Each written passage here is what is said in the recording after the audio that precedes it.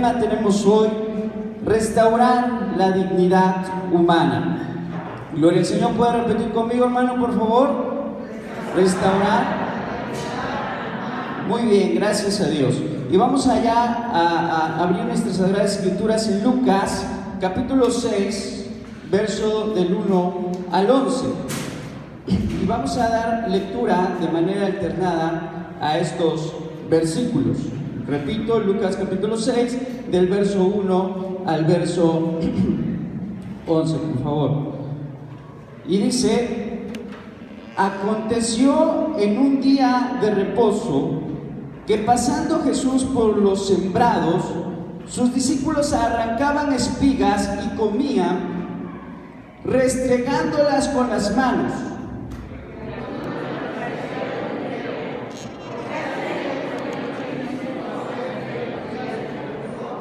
Respondiendo Jesús les dijo: ¿ni aun esto habéis leído, lo que hizo David cuando tuvo hambre, él y los que con él estaban? ¿Cómo?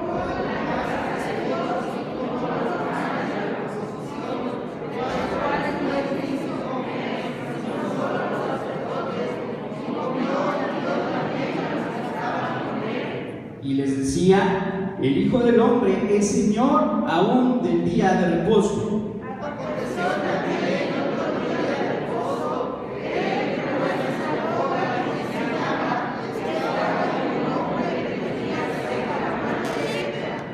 Y les echaban los escribas y los fariseos para ver si en el día de reposo los sanaría, a fin de hallar de qué acusarle.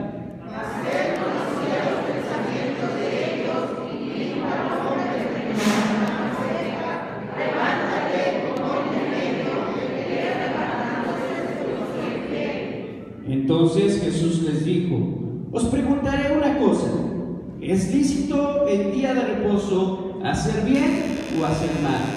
¿Salvar la vida o quitarla?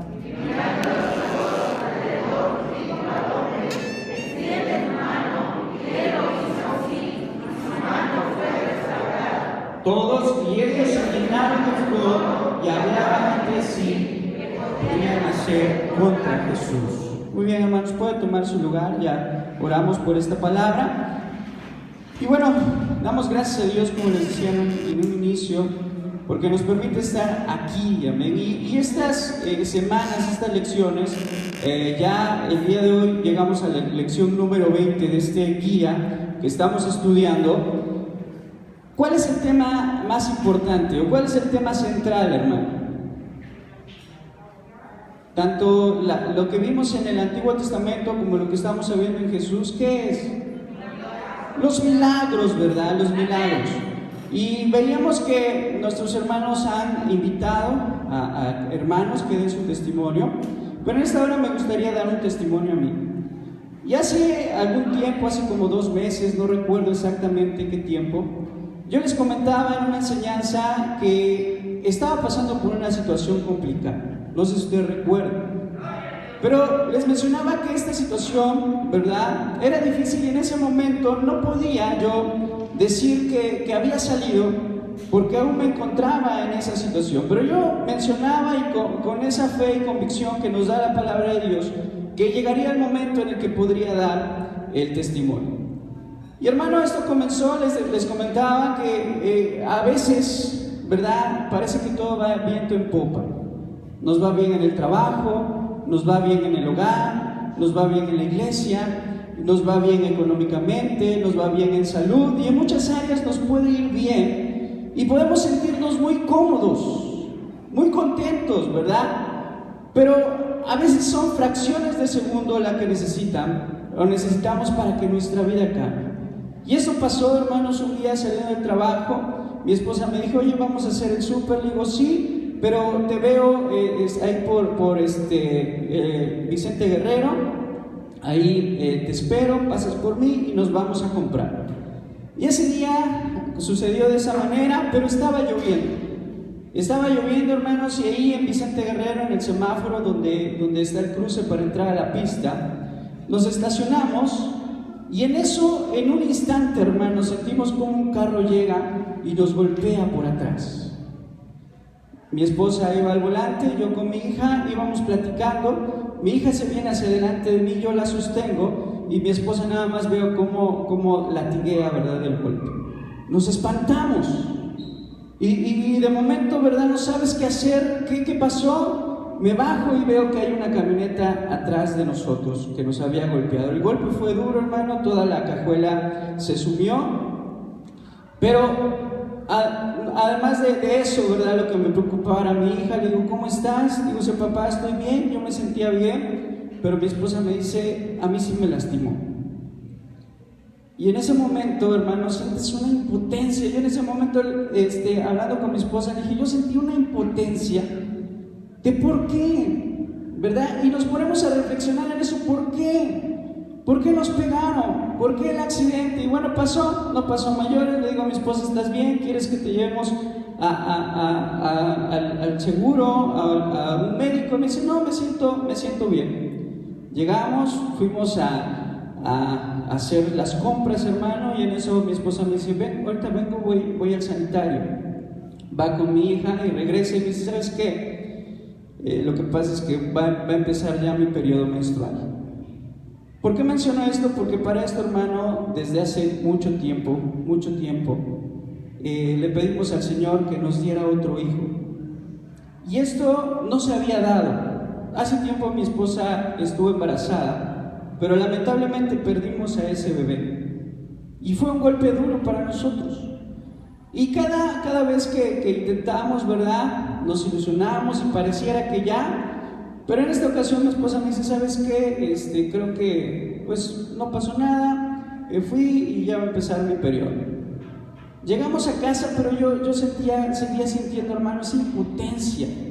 Y en partes, en esta ocasión, yo pensaba que mi esposa estaba embarazada. Yo lo sentía, yo pensaba que estaba embarazada. Y cuando me dice va a empezar, también me desilusiona y dije, bueno, ya nos golpearon y ni una ni otra cosa. Pero yo me sentí intranquilo, ella también se sentía intranquila, y al otro día fue a hacerse una prueba de embarazo. Y cuando se hace la prueba, hermano, resulta que es positiva. Es positiva la prueba de embarazo.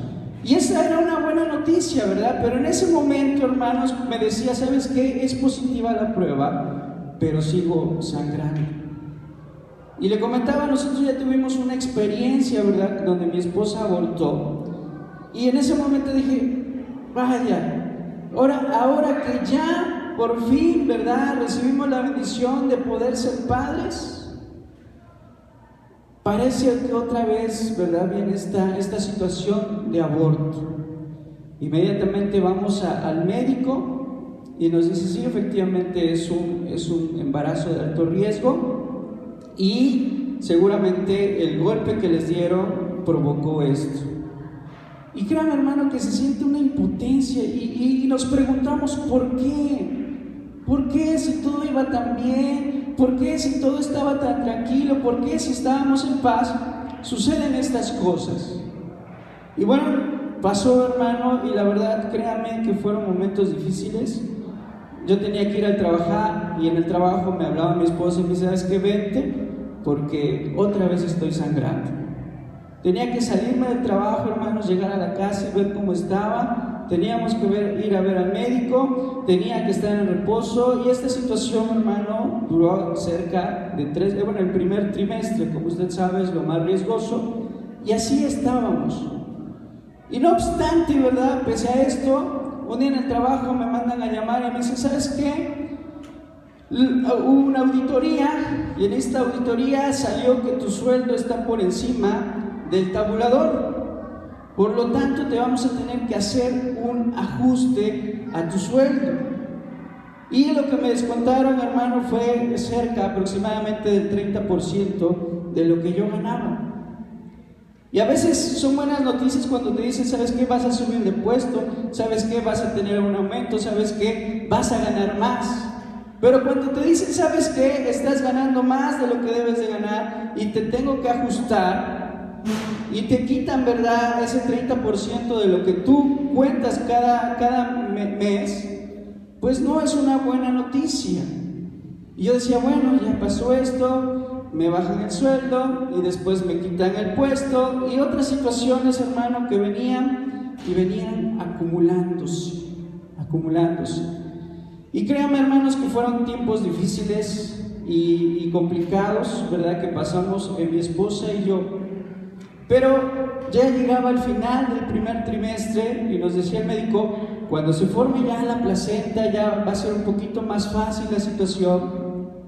Y recuerdo que fui con mi esposa al médico, al ultrasonido, y hicieron un ultrasonido estructural, revisaron al bebé y dijeron, viene bien, gloria a Dios. Y yo dije, gracias Dios, porque al parecer ya estamos saliendo. Y hermano, eso fue viernes, sábado, domingo, lunes, mi esposa me dice, ¿sabes qué? Me siento mal. Dejamos pasar unos días, fuimos al médico, el médico dijo probablemente es dengue, le hicimos la prueba del dengue, pero empezó con una tos.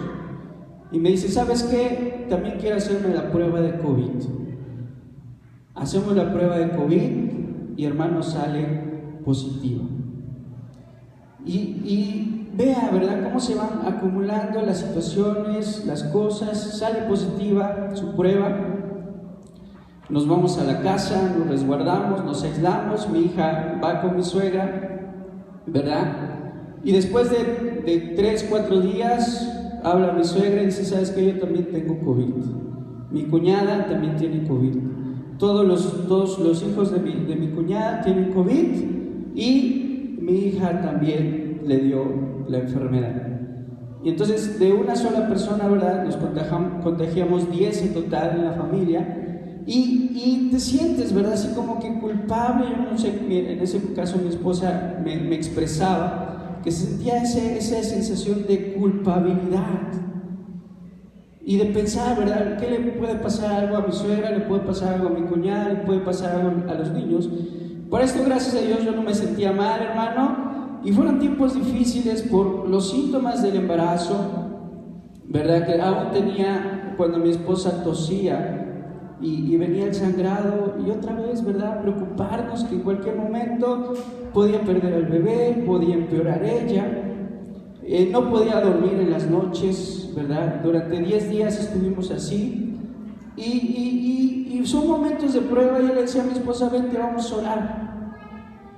Y me decía, no puedo dormir, me siento intranquila. Y le decía, vente, vamos a leer la Biblia. Y ahí en la cama, ¿verdad?, me ponía a leerle la Biblia y a ponerme a orar. Pero hermanos, son momentos en los que la fe es probada y a veces flaquea nuestra fe. Y lo digo personalmente porque no dan ganas de orar a veces, pero tienes que decir. Y yo le decía, todo va a estar bien, no te preocupes, todo va a estar bien. Pero en mi corazón había el temor de que algo grave pudiera pasar. Y así estuvimos, hermano, por 10-15 días aproximadamente, de que sale mi esposa, empieza a recuperar. Mi hija le da temperatura, le digo que también tuvo, y faltaba. Yo, gracias a Dios, yo decía, gracias Dios porque a mí no me ha dado. Gracias Dios porque yo no me he contagiado. Ella se recupera, hermano. Yo tengo que regresar al trabajo, por esto me habían dado días. Regreso al trabajo un día y al otro día empiezo con los síntomas. Y a todos, de todos los que nos contagiamos, lamentablemente a mí me fue peor, ¿sí? No sé por qué, ¿verdad? Pero fueron 7 días en los que tuve temperatura, no se me quitaba. Después el dolor de cuerpo, y usted sabe los síntomas que da esta enfermedad: diarrea, dolor. Me dieron todos los síntomas, perdí el olfato por 2 días. Y ya cuando venía el 10º día, ¿verdad?, que ya me sentía mal, empecé a sentir una desesperación, hermano, una angustia y una ansiedad, ¿verdad? No sé si alguien sufra claustrofobia, pero de esas ansiedades que te sientes encerrado y que quieres salir, ¿verdad? Y yo trataba de dormir, y cuando trataba de dormir saltaba yo y me tenía que parar, ¿verdad? Tenía que salir a la ventana y tratar de respirar porque yo sentía que me faltaba el aire. Y era complicado, hermano, y mi esposa me veía y me decía, ¿qué tienes, verdad? Estaba al pendiente de mí, y doy gracias a Dios porque me cuidó. Pero en ese momento, hermano, la desesperación, la angustia era tal que se me iba el sueño, no podía. Fueron 2 noches en las que no pude dormir nada. Pero en ese momento, un día, siempre me preguntaba por qué, ¿verdad? ¿Por qué? ¿Por qué? Y fue un tiempo, hermano, en el que pude tener comunión con Dios. Y a veces, ¿sabe qué? A veces cuando estamos bien, oramos, clamamos, pedimos, pero no lo hacemos con la misma intensidad que cuando estamos enfermos. No es lo mismo, por más que usted me diga, es que yo estoy agradecido, hermano, cuando empecé a sentir mejoría, yo glorifiqué y exalté el nombre de Dios con todo, y le puedo decir, hermano, que con todo mi corazón glorifiqué y exalté el nombre de Dios. Y cuando yo perdí el apetito, cuando yo perdí el olfato y el sabor, hermano, y mi esposa un día me pica un melón y me lleva, ¿verdad? Me dice, come algo. Y ese día, hermano, cuando yo pruebo el melón y recupero el sabor, yo di gloria a Dios. Dije, gracias, Dios mío, porque esto está delicioso. Gracias, Dios mío. Y a veces, ¿verdad? No nos damos cuenta de las cosas que tenemos hasta que se nos quitan. No nos damos cuenta de la bendición que es tener salud.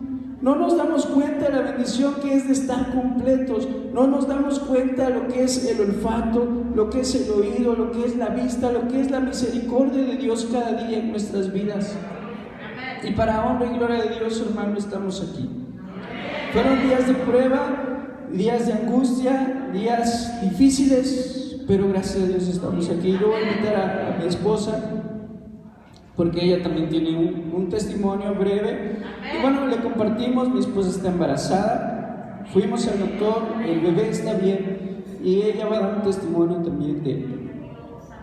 Rápidamente, hermanos, estamos muy agradecidos con Dios por todo lo que ha contado mi esposo. Él mencionó que teníamos tiempo queriendo tener un bebé, teníamos 2 años, hermano, en el que pues lo deseábamos. Pasábamos por la ropa de bebé y veía yo y decía, pues quiero otro bebé, pero pues creo que no se va a poder, porque ya teníamos 2 años, hermano. Y no sé si alguno ha experimentado que el hijo que ya tiene uno empieza a decir, es que quiero un hermanito. Ya mi hija venía así como un mes diario, seguido, y diario, y me decía, quiero un hermanito. Y yo le decía, sí, hija, pero pues si Dios no quiere, no se va a dar. Y yo ya la venía preparando porque dije, creo Dios, ya no quiere, y está bien, yo me siento bien. No era algo que nos quitara el sueño, sí era algo que deseábamos. Entonces, un jueves venimos estábamos preparándonos para venir a la iglesia y nos dice, me dice mi hija, mami, ¿sí me vas a dar un hermanito o no? Le digo, mira, hija, yo no puedo hacer nada, tu papá no puede hacer nada, pídeselo a Dios, a mí ya no me pidas nada, porque yo no puedo hacer nada, de mi parte yo no puedo hacer nada. Digo, al rato que te vayas al templo, híncate y pídeselo a Dios, porque Él te va a contestar. Llegamos al templo, nos sentamos en la parte de atrás, yo me olvidé de lo que le dije a mediodía, y estoy orando parada, y cuando yo estoy orando parada, yo veo que ella llega, se hinca, pero hasta donde yo estoy, yo escucho cómo ella empieza a gritar y empieza a llorar y empieza a decir, Dios mío, dame un hermano, por favor, dame un hermanito, concédeme este deseo porque yo sé que tú puedes hacerlo. Y empieza a orar muy fuerte. Y yo empiezo a llorar porque dije, Dios mío, escucha la oración de mi hija, escucha el deseo que ella tiene. Y yo sé que esta oración de mi hija fue contestada porque al menos yo quedé embarazada de Dios. Eso es para honra y gloria de Dios. Contamos los milagros y compartimos los milagros que Dios hace en nuestras vidas. Dios les bendiga. Gloria a Dios. Y bien, hermano, vamos ahora sí a comenzar con la lección. Ya no vamos a tomar más tiempo. Era para glorificar el nombre de Dios, ¿verdad? Dice, es necesario que expresemos las grandes cosas que Dios ha hecho. Y la lección trata un poco acerca de esto, es restaurar la dignidad humana. Y el texto de oro es Él levanta, lo puede repetir conmigo, por favor, Salmo 113, 7, 8, dice, Él levanta del polvo al pobre y al menesteroso alza del muladar para hacerlo sentar con los príncipes de su pueblo. ¿Cuántos dan gloria a Dios? Porque Dios es el que levanta, hermano, ¿de dónde? Del polvo. ¿A quién? Al pobre y al menesteroso, hermano, aquel que mendiga, aquel que no tiene nada, aquel que no posee nada, el Señor lo levanta y lo hace sentar con los príncipes. Y esto habla de restaurar la dignidad del hombre, porque el hombre, déjeme decirle, que es hecho a la imagen y semejanza ¿de quién? De Dios. Cada uno de nosotros, hermano, estamos diseñados y estamos formados y estamos creados a la imagen, conforme a la imagen y la semejanza de Dios. Y esa creación especial nos da dignidad. ¿Cuántos dan gloria al Señor?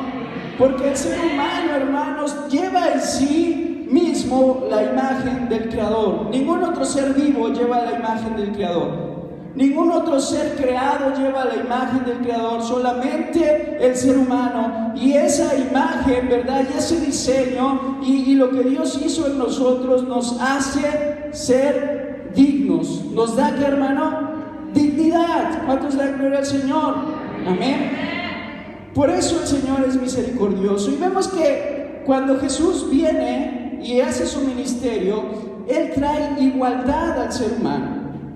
Dice la palabra del Señor que delante de Dios no hay rico, no hay pobre, no hay esclavo, no hay libre, no hay hombre, ni tampoco hay ¿qué? Mujer. ¿Por qué? Porque delante de Dios todos somos iguales. Amén. Todos valemos exactamente lo mismo. Y Jesús, ¿verdad? Fue algo que vino a definir que el hombre no era superior que la mujer, que el rico no es más que el pobre, que el libre no era más que el esclavo, sino vino a enseñarnos que todos llevamos la dignidad de ser humano y que todos somos iguales delante de la presencia de Dios. Y vemos que el Evangelio tiene esa capacidad de producir un cambio. El Evangelio tiene la capacidad de producir un cambio en nosotros y ese cambio siempre va a ser positivo. Cuando viene Cristo en nuestro corazón, nuestros malos hábitos se van. Cuando Cristo transforma nuestra vida, nuestra mentalidad cambia y somos nuevas criaturas. Y todas las cosas quedan en el pasado y somos nuevos en Cristo Jesús, ¿verdad? Y vemos que en esta historia que leíamos en un principio, cuando hay dos historias, una cuando los apóstoles toman espigas de trigo y comen con las manos y en día de reposo, y la otra cuando Jesús sana a un hombre de la mano seca. Vemos aquí algo muy importante. El hambre es una necesidad. ¿Está de acuerdo conmigo? ¿O alguien de aquí no necesita comer? ¿Cuántos necesitan comer, hermanos? ¿Sí? ¿Y cuántas veces lo hacemos? Regularmente 3 veces al día, hay unos que comen hasta 5. Pero es una necesidad. Necesitamos comer. ¿Qué pasa cuando usted no come? Empieza a doler la cabeza, sentimos el estómago vacío, nos sentimos débiles, nos ponemos de mal humor y queremos comer, porque el alimento es una necesidad. Gloria a Dios. Y en ese día de reposo los apóstoles tenían hambre. ¿Y qué hacen? Van, toman espigas y comen. Pero los fariseos prohibían el tomar o cortar espigas en el día de reposo. Pero vemos que nuestro Señor Jesús nos dice que las necesidades humanas están por encima de los deberes religiosos. Las necesidades humanas, hermano, están por encima de la religión. ¿Cuántos dan gloria al Señor? Y de las tradiciones, y del legalismo, y de las reglas. Las necesidades humanas priman sobre todas estas cosas. Pero a veces, ¿verdad?, estos religiosos no lo entendían así. Entonces la sociedad muchas veces pierde de vista esta dignidad que tiene el ser humano. Perdemos de vista que ese pobre, ese que mendiga en la calle, ese que está perdido en el alcohol, que comúnmente llamamos borrachito, tiene en sí mismo dignidad, porque él también fue hecho y creado a la imagen de Dios. ¿Y qué necesita esa gente? Necesita ayuda, hermanos. ¿Qué necesita esa gente? Ayuda. ¿Cuántos dan gloria a Dios? Pero a veces la sociedad pierde de vista eso y prefieren, ¿verdad? Prefieren otras cosas a poder ayudar a los necesitados. Una vez veía una noticia, ¿verdad? Se hablaba de un templo hermoso, un templo que había costado millones de dólares, un templo lujoso, en sobremanera, exageradamente para miles de personas. Más que un templo, era un auditorio, ¿verdad? Con bancas, con tecnología, con lujo, todo hermoso, que había costado, y se jactaba la iglesia que había costado millones de dólares. Y en la misma noticia, más abajo, gente, ¿verdad? La noticia de que gente estaba muriendo de hambre. Gente en África que estaba muriendo ¿de qué, hermano? De hambre. ¿Y qué es más importante? ¿Crear templos lujosos o satisfacer el hambre que tiene la gente? ¿Qué será más importante? El hambre. Y esos millones de dólares que se gastaron en construir ese templo, ¿cree usted que pudieron haber ayudado a esa gente? Sí, pero la sociedad pierde de vista eso, y muchas veces perdemos de vista esto, que es importante ayudar a los necesitados. Entonces vemos en esta lección, vamos a aprender que Jesús le dio más importancia al ser humano que a la institución. Y muchos cometemos a veces el error de pensar que la institución que llamamos iglesia es más importante que el ser humano. Y cuando hablo de institución, no hablo del cuerpo de Cristo, sino hablo de las reglas, de la liturgia, del legalismo. Pensamos que eso es más importante, y no, lo más importante es el ser humano. ¿Cuántos dan gloria al Señor? No perdamos de vista esto, hermanos. En primer lugar, vemos que la confrontación por causa de la necesidad humana, hubo una confrontación entre Jesús y los fariseos. Los discípulos tenían, ¿qué, hermano? Hambre. Generalmente los viajes de Jesús sabemos que eran largos y cansados. No había medios de transporte, Jesús no tenía carretas, no tenía caballos. ¿Cómo andaba Jesús? Caminando. Y los discípulos detrás de él. Y generalmente vemos que por historias que narra la palabra de Dios, estos hombres no hacían provisiones. En una ocasión, ¿verdad?, cuando Jesús alimenta a los 5,000, le dice a sus discípulos: denles de comer. ¿Y qué dicen sus discípulos? No tenemos nada. Solamente encontraron un muchacho que llevaba unos panes y unos peces. Entonces aprendemos que estos hombres generalmente no hacían provisiones. No hacían provisiones. Y recuerda también que el ministerio de Jesús no fue caracterizado porque tenía económicamente posibilidades para mantener a sus discípulos. Jesús les decía: las zorras tienen nido, las aves tienen nido, las zorras tienen cueva, pero el Hijo del Hombre no tiene ni una almohada donde recostarse, ¿sí? Entonces no hacían provisiones. Y entonces esta acción obedece a la urgencia del momento. ¿Qué hacen los discípulos? Pasan por un campo de trigo, y cuando ven el trigo, ¿qué hacen? El hambre que llevaban, ¿a qué los motiva? Los motiva, ¿verdad? Ven trigo y agarran las espigas de trigo y las empiezan a trillar. Es decir, empiezan a quitarle la cascarita para que salga ¿qué? El grano del trigo. Y una vez que tenían el grano, lo empezaban a comer. Y esa acción, ¿de qué se deriva? De la urgencia del momento. ¿Usted alguna vez ha tenido hambre? ¿Y qué hace cuando llega ahí a la taquería? Y dice, deme 5, pero si tiene uno ya, démelo, ¿verdad? Luego voy con mi esposa y lleva hambre, más ahorita, y dice, quiero una hamburguesa, pero si tiene un hot dog, démelo ya, porque me lo voy a comer.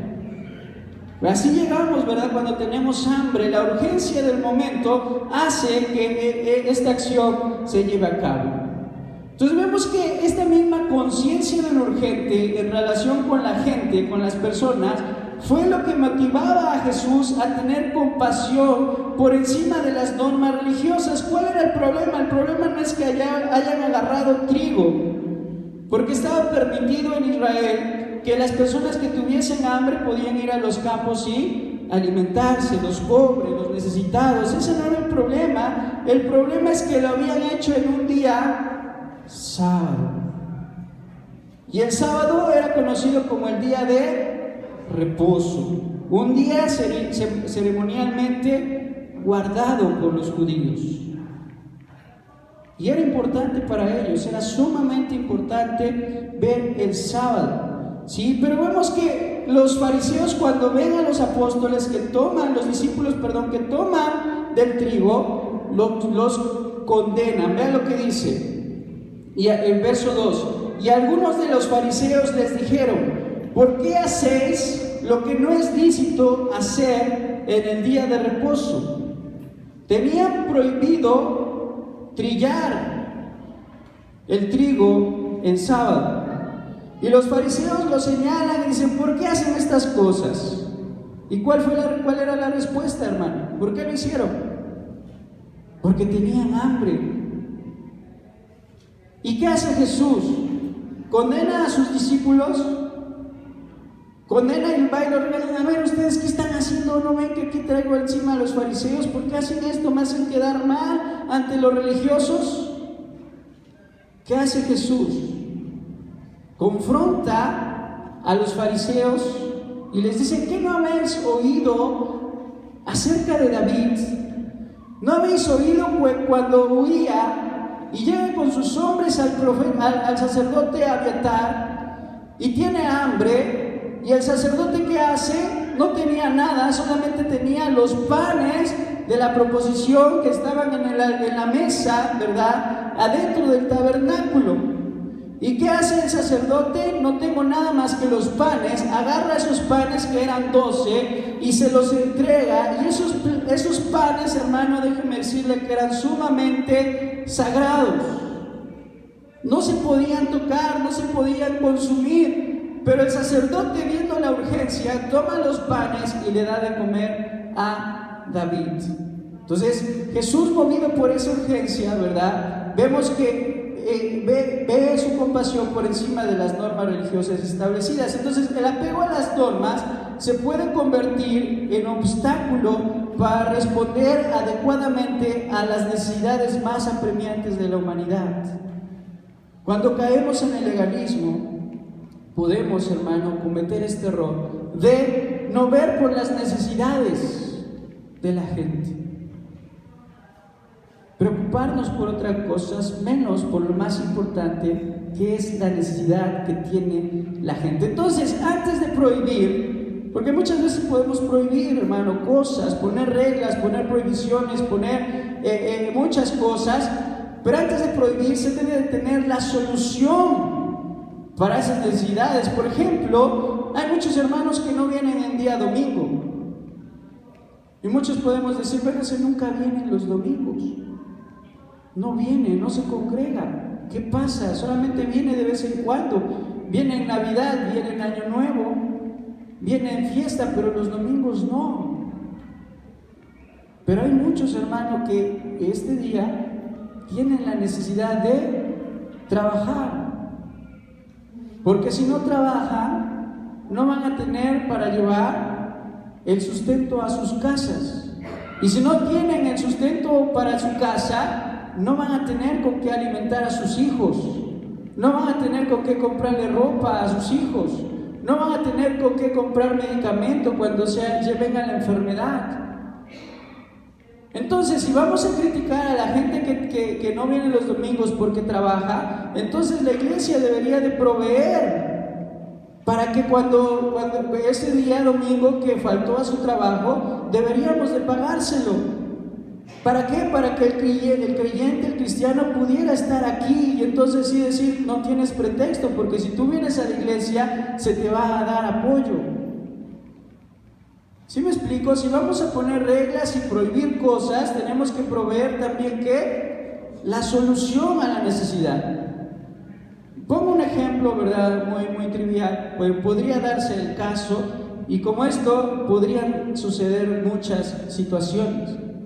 Entonces, antes de señalar, antes, ¿verdad?, de pedir una explicación, tendremos que ver si no es que hay algo de trasfondo, una necesidad que esté haciendo que esa persona haga tal acción.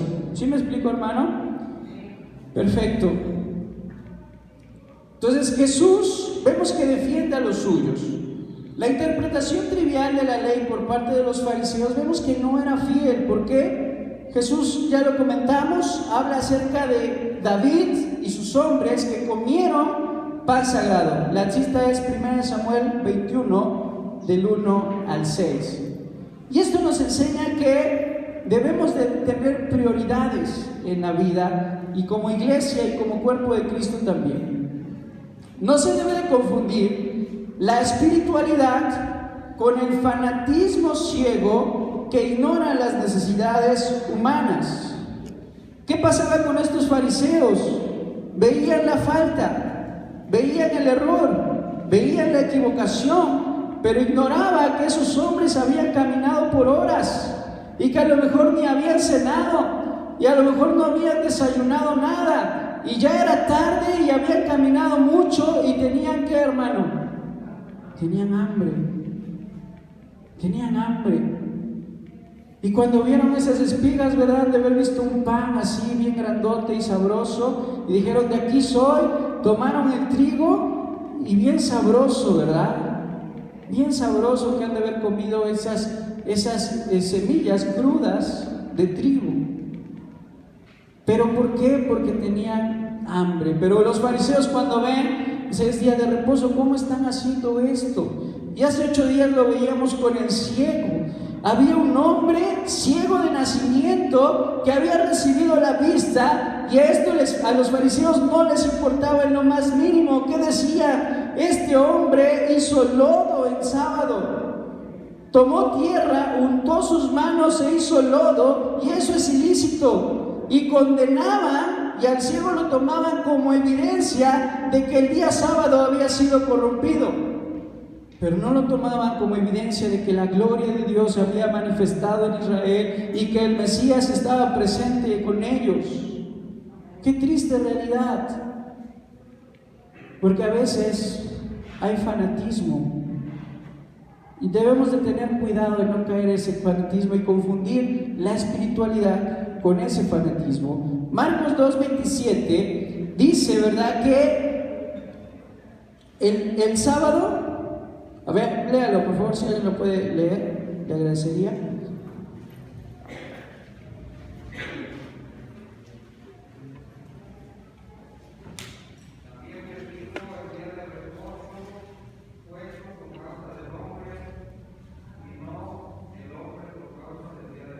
Gracias, hermano. El día de reposo fue hecho ¿para qué? Para que el hombre descansara, para que el hombre pudiera tener un tiempo de comunión con Dios.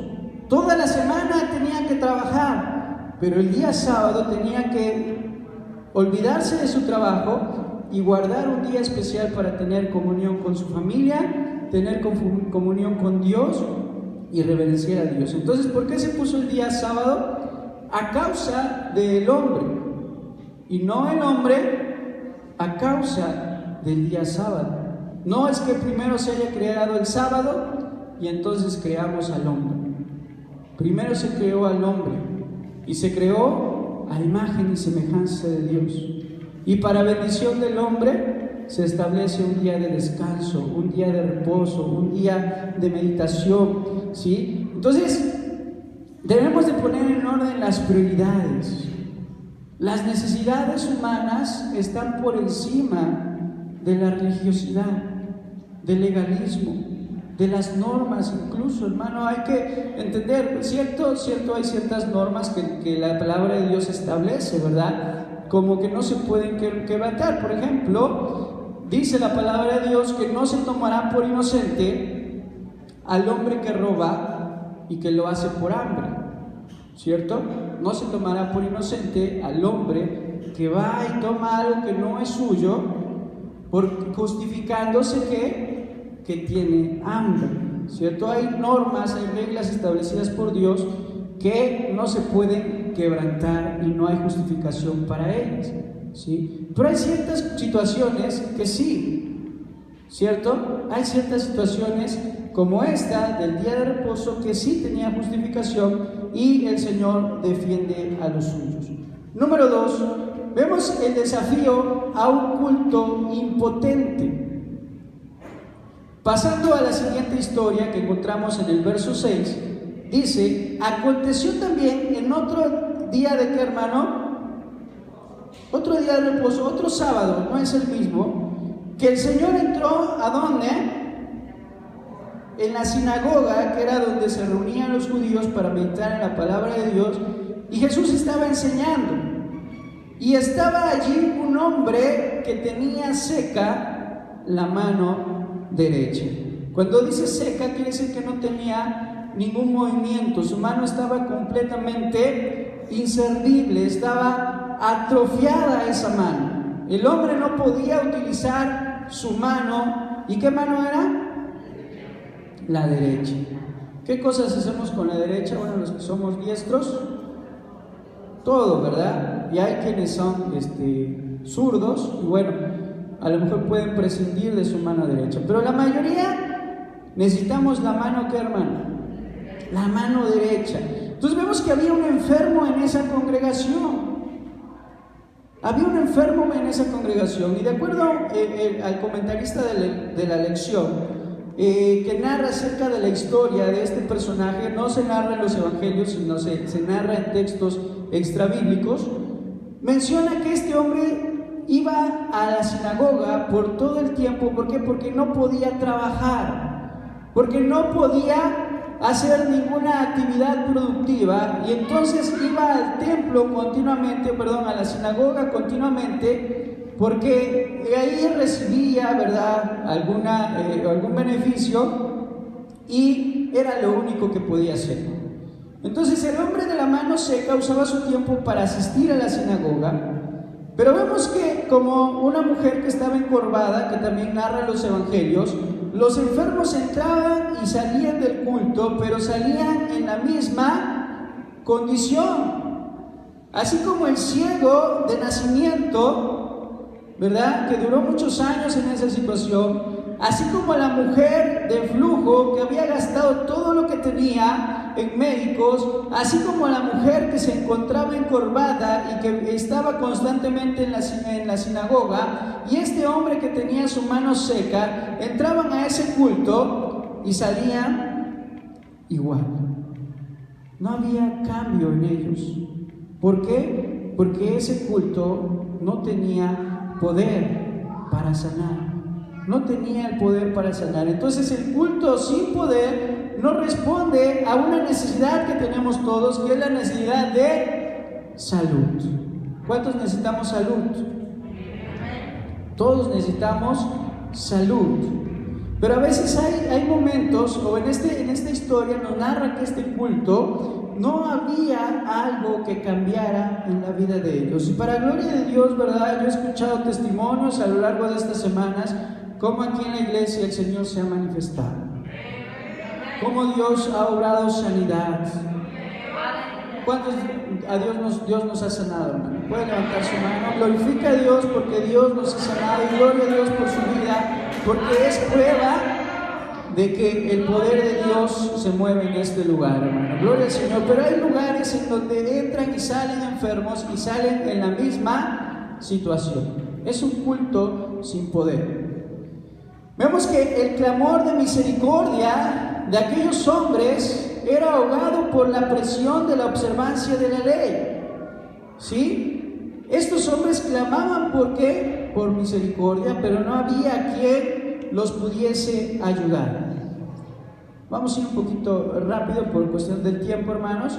Pero vemos que donde es manifiesto el poder del Señor, no se ignora a los enfermos y necesitados. ¿Qué pasó con Jesús? Jesús, hermano, ¿ignoró a esta gente? ¿La dejó seguir padeciendo? ¿La dejó seguir sufriendo? ¿Qué hizo el Señor? No le importó que fuera sábado, no le importó que fuera día de reposo. Él tomó lodo y lo untó en los ojos del ciego. ¿Cuántos dan gloria al Señor? Y vea, vamos a leer rápidamente en Lucas capítulo 6, verso 7. Y le acechaban los escribas y los fariseos. ¿Qué estaban haciendo, hermano? Acechaban a Jesús, lo estaban espiando, lo estaban observando, para ver si el día de reposo sanaría a ese hombre. ¿A fin de qué? De acusarle. Y vea cómo ponen por encima de la necesidad que tenía ese hombre de que su mano estuviera bien, ponen por encima su ley. Esperaban que Jesús lo sanara, pero no para glorificar a Dios. Esperaban que Jesús lo sanara para entonces poder señalarlo y decir: estás mal, estás equivocado, estás haciendo lo incorrecto, porque no tenías por qué sanar a ese hombre en día de reposo. ¿A dónde nos puede llevar, verdad, este tipo de pensamientos?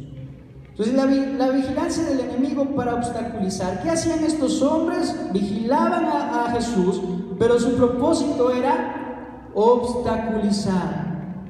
No querían que la obra de Dios se llevara a cabo. Entonces los fariseos, para ellos el acto de sanar era una violación a la ley si se hacía en sábado. Era una violación a la ley si se hacía ese día que ellos guardaban. Para ellos entonces la salud y bienestar del ser humano ocupaba un segundo lugar. Qué tremendo, ¿verdad? Que la salud de un ser humano pase a segundo término, pase a segundo lugar, cuando lo más importante es preocuparnos por la salud de las personas, por el hambre de la gente, por la necesidad del alma que tiene la gente, por la necesidad de amor que hay en el mundo. Cuando esas cosas en una iglesia pasan a segundo término, debemos de reflexionar, ¿verdad? Porque seguramente algo estamos haciendo mal. O bueno, ya no hablemos como congregación. Si esas situaciones en lo personal no nos afectan, deberíamos de reflexionar, ¿verdad? En nuestra vida.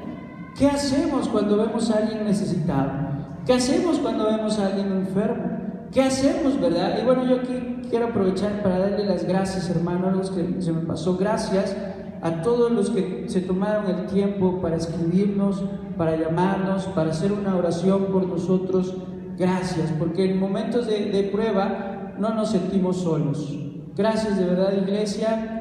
Sé que contamos con el aprecio de muchos. Gracias porque nunca nos faltó el alimento, ¿verdad? Siempre, y gracias a mi hermana Leiva, que siempre estuvo llevándonos que comer, y muchos hermanos que nos llevaron alimento, fruta, medicamentos, ¿verdad? Si era necesario ir por ellos. Gracias, porque conocí el amor de Dios de otra manera, a través de ustedes, hermanos. Amén. Y eso es lo que muchos necesitamos, conocer que Dios nos ama. Y a veces, ¿verdad? A través de un ¿cómo estás, hermano? Échale ganas, ten fe, confía en Dios. O de que alguien llegue a tu puerta y te lleve algo, dices: gracias, Dios, por esa persona. Y conoces el amor de Dios, ¿verdad? Y que nos amamos como iglesia a través de esas acciones. ¿Sí, hermano? Entonces, es importante la salud. Es importante poner en primer lugar a esto. Y Jesús llama a estos religiosos, los llama como hipócritas, ¿verdad? Y vemos que dice, hace una serie de preguntas a estos hombres. Vea lo que dice Lucas capítulo 13. Bueno, aquí vamos a ver Lucas capítulo 13, verso 15. Entonces el Señor le respondió y dijo: hipócrita, cada uno de vosotros no desata en el día de reposo su buey o su asno del pesebre y lo lleva a beber? Y a esta hija de Abraham, que Satanás había atado 18 años, ¿no se le debía desatar de esta ligadura en el día de reposo? ¿Cómo los confronta y les dice: ustedes son hipócritas? Porque a su asno, a su buey que está amarrado en el pesebre, aunque sea sábado, ese animal tiene que beber. Y ustedes van y desatan el nudo y llevan a ese animal al bebedero para que pueda saciar su sed. Les importaba más sus animales, y dice Jesús: y esta mujer que tenía 18 años presa, aprisionada, esta hija de Abraham, ¿no tenía que ser liberada? ¿Usted qué piensa, hermano? ¿Tenía que ser liberada? Claro, 18 años sufriendo. Y dice Jesús: ¿cómo me acusáis de esto? Si esta mujer, ¿verdad? Así como el buey tenía que ser liberado, así esta mujer tenía que ser, ¿cómo, hermano? Liberada. Y los confronta y les dice: son hipócritas. Y hay gente que sí, ¿verdad? Aprecia más a los animalitos que a la gente que ve necesidades. Debemos de reflexionar en estas situaciones, ¿verdad? Entonces la tarea del enemigo es obstaculizar, pero debemos seguir el ejemplo del maestro y no permitir. Esos hombres estaban ahí para juzgarlo. Habían ido a la sinagoga el día sábado, ¿por qué? No para escuchar lo que tenía que enseñar, no para meditar en la palabra de Dios. Estaban ahí porque decían: lo vamos a cachar. Disculpe la expresión, ¿verdad? Le vamos a caer con las manos en la masa, va a sanar a ese hombre y entonces vamos a tener una prueba más para acusarlo que quebranta la ley. ¿Y Jesús se intimidó por esta situación? No. El enemigo va a querer obstaculizarnos. Dice que él anda como león rugiente buscando a quién devorar. Pero esto no nos debe detener, hermano. Debemos de hacer la obra de Dios, ¿sí? Debemos hacer la obra de Dios. Y el Señor nos manda, ¿verdad?, a darle de beber al sediento, darle de comer al hambriento, cubrir al que padece frío, visitar al que se encuentra en la cárcel, ayudar al que se encuentra en la cama enfermo. Y un día el Señor nos dirá: bien, buen siervo fiel, en lo poco fuiste fiel, en lo mucho te pondré. Y muchos, ¿verdad? Porque Jesús dirá que es en la parábola que narra en Juan, que muchos le dirán, ¿verdad, Señor? Pero ¿cuándo te vimos hambriento? ¿Cuándo te vimos sediento? ¿Cuándo te vimos padecer frío? ¿Cuándo te vimos en la cárcel y te visitamos? Y Él dirá: por cuanto lo hiciste a uno de estos más pequeños, me lo hiciste a mí. ¿Cuántos dan gloria al Señor? Ese es el deber de la iglesia. Y por último, hermano, vemos el milagro de la restauración integral. Jesús en ese tiempo, en ese momento, ahí en la sinagoga, toma el control de la situación. Y vamos a ver lo que nos dice Lucas capítulo 6, verso 8. Dice: mas Jesús, conociendo los pensamientos de ellos, le dijo al hombre que tenía la mano seca: levántate y ponte en medio. Jesús toma el control de esta situación, sabe lo que están pensando, sabe por qué están ahí esos hombres, saben que lo quieren incriminar, pero Jesús, ¿verdad?, siempre tiene un propósito. ¿Cuántos dan gloria a Dios?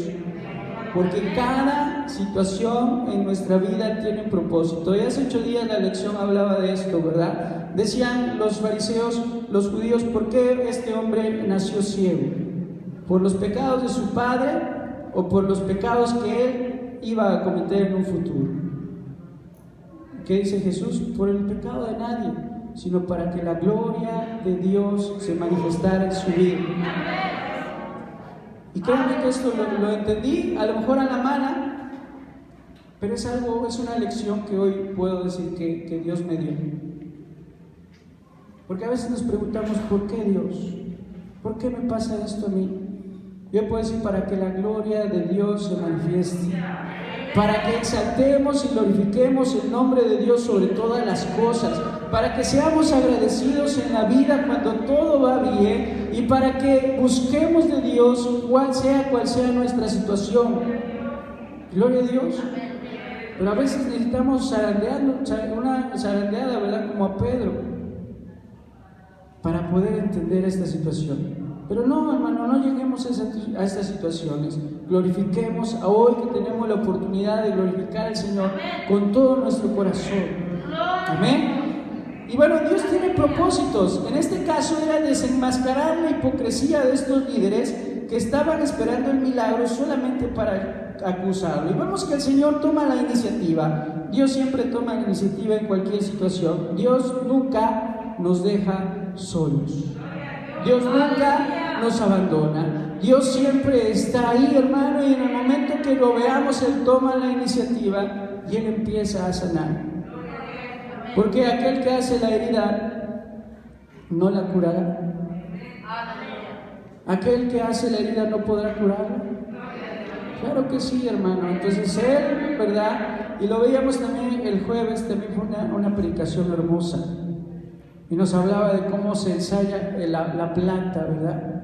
Que el platero la lija, y hasta que puede ver su rostro reflejado en la plata, entonces se detiene. Pero si ve una mancha, ¿qué hace?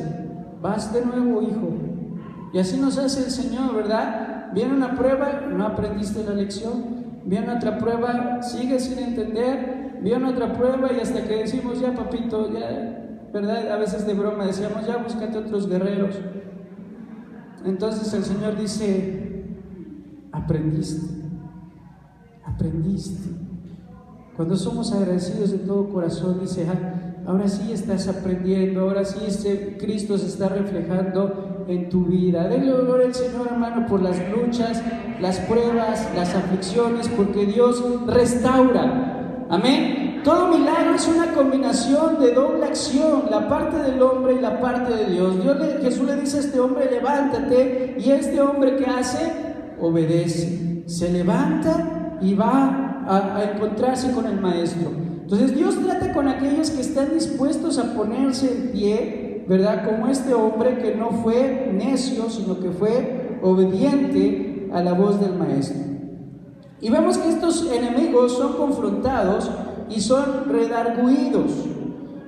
Jesús les dice en el verso 9, entonces Jesús les dijo, os preguntaré una cosa, ¿es lícito el día de reposo hacer bien o hacer qué?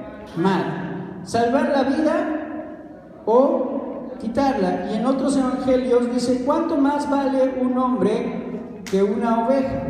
Sí, ahí esto lo puede encontrar en Mateo 12:9 y también en Marcos capítulo 3, verso 1 al 6. Y en las tres partes Jesús lanza estos cuestionamientos que desarman por completo la ideología legalista de estos fariseos. ¿Es bueno o no? ¿Es lícito o no hacer bien? ¿Será bueno hacer bien en día sábado? ¿Era bueno salvar la vida? Claro, ¿verdad? Esto los deja sin ningún argumento. Claro que era bueno, claro que se tenía que hacer, se tenía que liberar. Y acusados por su conciencia, ninguno, dice la palabra del Señor, que ninguno pudo responder. Así como la mujer, cuando fue llevada ante Jesús por prostitución, y Jesús les dijo, el que esté libre de pecado, lance la primera piedra. Y acusados por su conciencia, uno a uno, fueron tirando las piedras hasta que se quedó solo la mujer y Jesús. Y Jesús le dice, ¿dónde están los que te condenan? Y dicen, se han ido. Ni yo, dice Jesús, te condeno, ve y no peques más. ¿Cuántos dan gloria a Dios? Porque Jesús tiene compasión. Entonces el poder de Dios no puede ser contradicho por la tradición o por el fanatismo. Dan gloria al Señor. El poder de Dios no puede ser contradicho por la tradición o el fanatismo. ¿Sí? En otras ocasiones Jesús le dijo: ¿qué es más fácil decir? Hijo, tus pecados te son perdonados, o hombre, toma tu lecho, levántate y vete a tu casa. ¿Qué era más fácil decir? Hijo, tus pecados te son perdonados, ¿verdad? Pero el Señor dice: para que sepáis que el Hijo del Hombre tiene poder para perdonar aún los pecados, le dice al hombre: a ti te digo, levántate, toma tu lecho y vete a tu casa. Y en ese instante el hombre, ¿verdad?, tullido de sus piernas, se levanta, toma su lecho y sale caminando. ¿Cuántos dan gloria al Señor? Porque el poder de Dios no puede ser contradecido por la tradición o el fanatismo. Entonces debemos de ser capaces de acallar las voces de la oposición con la autoridad que nos da el Espíritu Santo. La iglesia, hermano, debe de ser un medio en el cual el hombre puede encontrar la solución a sus necesidades. No un lugar donde tiene que ser criticada, no un lugar donde tiene que ser señalada, no un lugar en el que tiene que ser juzgada, sino un lugar en el que se pueda acoger y pueda encontrar sanidad y pueda encontrar salvación para su alma. ¿Cuántos dan gloria al Señor?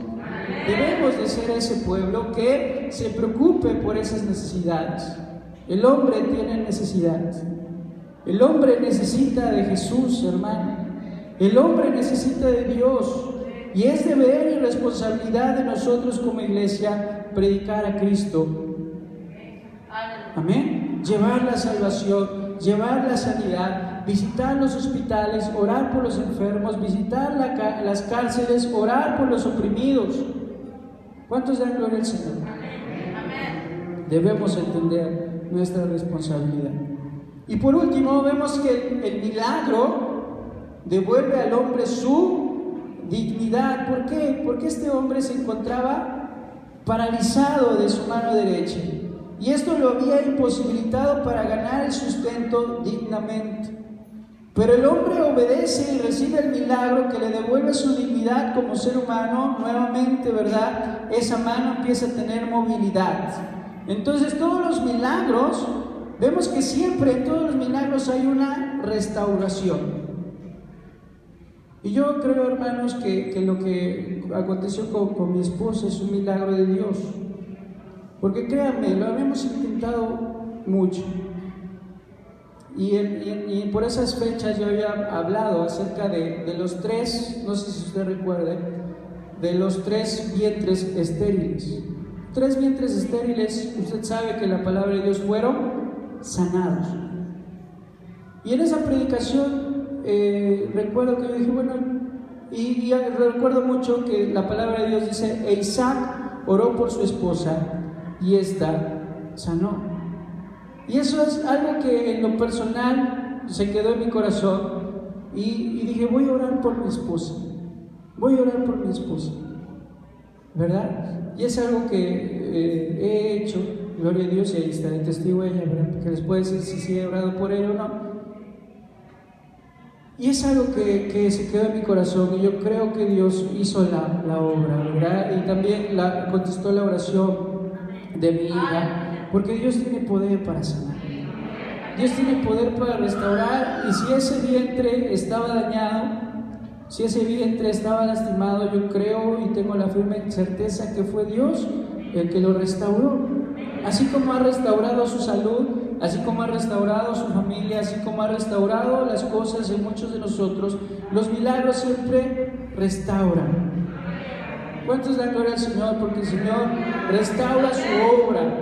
Amén. Entonces, devolverle al ser humano la capacidad de valerse por sí mismo es la bendición más grande que se puede recibir, hermano. Vea lo que dice el Salmo, y con esto terminamos porque ya se nos terminó el tiempo. Salmo 113, versos 7 y 8. Y lo vamos a leer todos juntos. Salmo 113, versos 7 y 8. Y dice: Él levanta del polvo al pobre, y al menesteroso alza del muladar, para hacerlo sentar con los príncipes de su pueblo. ¿Cuántos dan gloria a Dios? Porque Él nos levanta, hermanos. Dios nos levanta. Y a lo mejor si tú ahorita te sientes en el suelo, te sientes derrotado, te sientes en el polvo, déjame decirte que Dios te puede levantar. Él nos levanta del polvo, Él nos levanta del muladar, de esa situación, ¿verdad? Como el hijo pródigo que se encontraba ahí cuidando cerdos, pero que fue regresado a su dignidad como hijo. Así Dios puede levantarnos hoy, hermano. Dios quiere restaurarte, restaurar tu salud, restaurar tu familia, restaurar tu ministerio, restaurar todo lo que a lo mejor has perdido por el pecado, por malas decisiones. Dios hoy lo puede restaurar. ¿Cuántos dan gloria a Dios?